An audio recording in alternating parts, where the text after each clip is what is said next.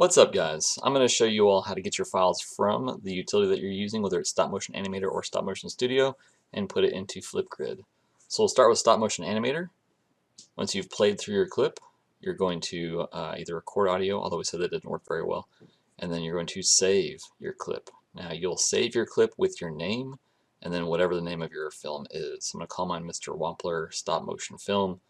You can call it your name and then whatever communicates the message of your film. Once you've done that, it is saved into your downloads folder as a WebM file.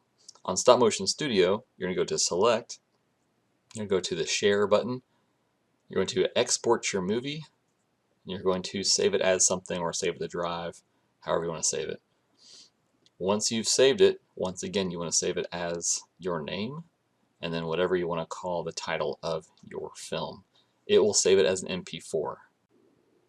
Alright, once you have your files from Stop Motion Animator or Stop Motion Studio, you'll want to convert them into a file that Adobe Spark can read. So you're going to go to Find Your File. In this case, I am going to take my file from Stop Motion Animator. So I'm going to pull that up. And the Stop Motion Animator files are called WebM. So you'll see here WebM is the file type. We're going to convert it to an MP4. And all I have to do is just click the red button that says Convert.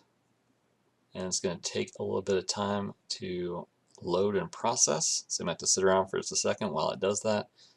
And then once it's finished processing, it will download. You can choose to put it on your computer by clicking the green download button. And that's for Stop Motion Animator. For Stop Motion Studio, it's very similar. Instead of doing WebM, it's already an MP4, so you would think that it would work just fine with Adobe Spark. However, Adobe Spark doesn't like the type of MP4 that Stop Motion Studio makes. It's confusing, but just hear me out. You want to take your MP4 file from Stop Motion Studio, you want to convert it to MP4, which sounds silly, but it makes it work. This makes it a type of MP4 that Adobe Spark wants to work with. So if you don't do this step, Adobe Spark will say it doesn't recognize the file type or that it's invalid. You want to take the MP4 from Stop Motion Studio and convert it to MP4. So whether you're using Stop Motion Studio or Stop Motion Animator, both of them you're converting MP4. With Stop Motion Animator, it's a WebM to MP4.